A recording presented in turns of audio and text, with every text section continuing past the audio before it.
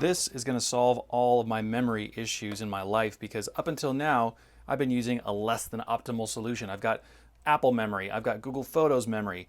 Generally, I'm making enough photos and videos that I'm running out of space, and the way I've been storing everything has sucked. These are the kind of things that I've been using to store all of my photos and videos, the personal work that I do on my cameras. And at first it seemed like it wasn't that bad. We bought this HDD hard drive first, and these things are apparently more prone to failure than an SSD. So that's whenever I switched over to these kinds of drives. Samsung T7, it's an SSD, no moving parts, much tougher. See, I've even tried to label it personal 2021, 22, and I've also tried these SanDisk ones that are supposed to be extra tough.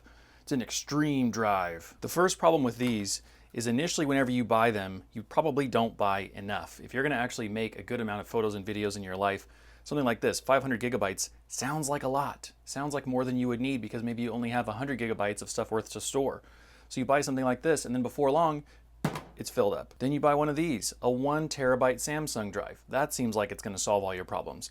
Then that thing fills up. And the problem with this style drive, this HDD with a moving, spinning disk inside, is that it's severely limited in terms of transfer speed. So if you actually want to access this and watch the videos, maybe use them to make a video, like you want to edit off of this and use a program like Final Cut Pro or Adobe Premiere or something like that to make a video, it's just not fast enough. But the biggest problem with all these kinds of drives is the fact that because you're running out of space, now you end up with multiple drives trying to accomplish the same thing.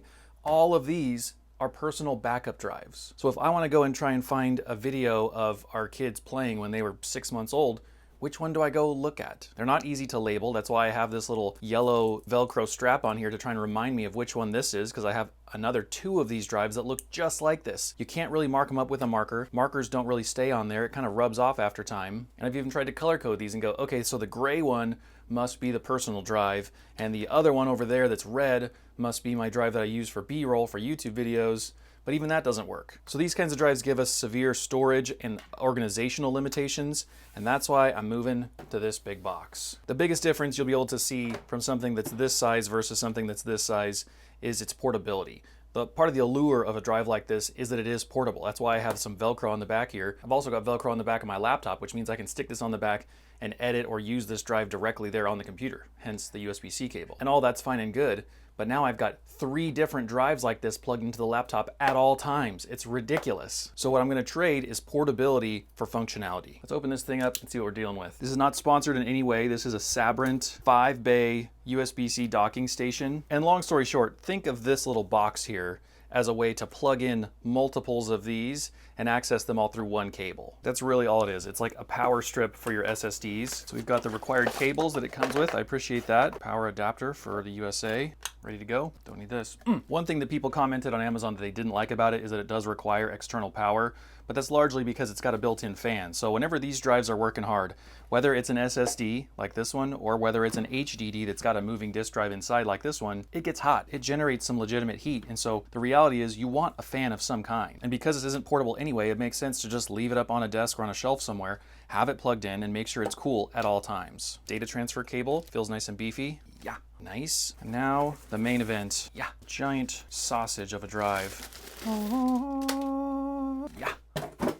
Smells like new plastic. One of the things I liked about this is that A, it holds up to 5 drives, which is very expandable. B, you can turn on and off the fan if you want to. So let's say you're not gonna use the thing. Maybe you're going on vacation or you're just not using it for a little while. You don't need to have the fan on at all times. The drives can sit there and just be basically dormant without having to overheat.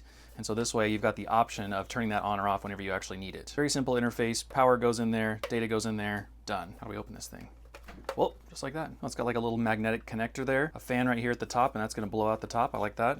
Sweet. Let me get a little bit more light here for you. So now you can see inside there, you've got the receptacle side of all of these 5 different slots for your SSDs or your HDDs. You might have noticed on the literature here that you can do 2.5-inch SATA HDDs, which are the spinning disk kind, or SSDs. And the beautiful thing about this overall setup, the reason why we use this over the portable drives, is that right now a 4 terabyte hard drive like this one is somewhere between $250 and $300 on Amazon. It's the same price as one of these, but the amazing thing is that you can get multiples of these, plug them all in, and have a massive amount of storage here. The upgradability and expandability of this is really why I'm jazzed about this, because it seems like every few months the price of data goes down. So right now, yeah, 4 terabytes is somewhere between $250 and $300. On Black Friday, it'll probably be $40 cheaper than that. 2 years from now, it'll probably be another $40 cheaper than that. And before long, we'll probably have these kinds of drives for a similar price that are 6 or 8 or 10 terabytes. And that's why I've only bought one so far, because I know for right now I should be able to fit all of this stuff onto this one drive, and then whenever this one fills up, I'll buy another one and stick it in right there,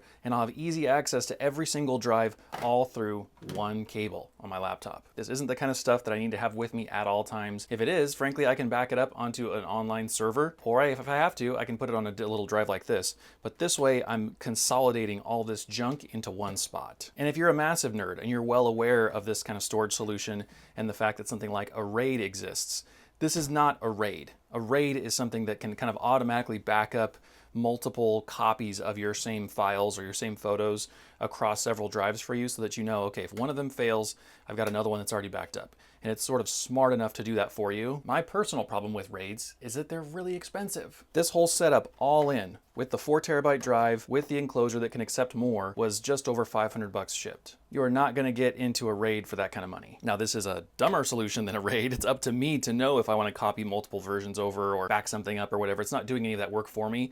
So if you want that convenience, you'll have to pay to play. But for me, this is like the best of both worlds. I've got a fast enough SSD drive here, I've got a cheap enough enclosure, and I've got expandability for the future. It checks all my boxes. Pop these drives open. I've never used one of these kinds of drives before. Hi-ya. Directions. Hi-ya.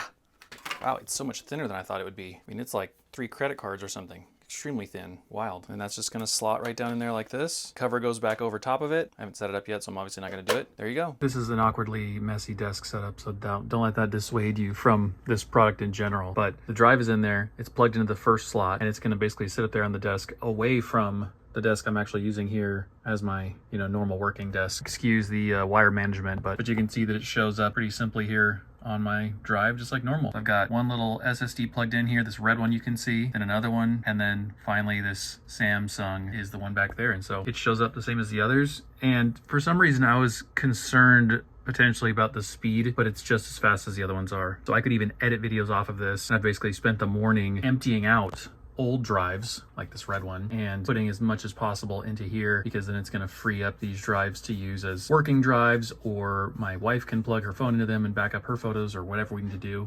So it's already working really well. Part of what I had a concern about too is that people on Amazon were reviewing it claiming that the fan was really loud. I'm telling you right now, it's not loud. Let me turn off the one fan so you can hear that one. Got a remote control for this fan over here. That one's off. Now the sound you're hearing is that.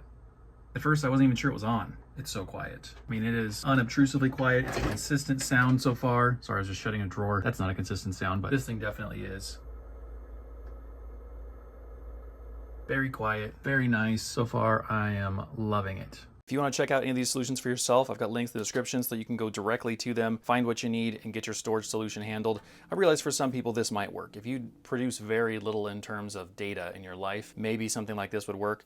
I would just recommend buying up a size or two. It's not like shoes. You don't go for a direct fit. Give yourself a little headroom just in case. And memory is cheap. I mean, to go from 1 terabyte to 4, it's like $200 more. So make your life easy, get a big enough drive, don't buy little ones like I did. Or if you want to go all the way, then get super nerdy and buy something like this that's kind of a poor man's version of a RAID. Thanks for watching. See you guys next time. Bye.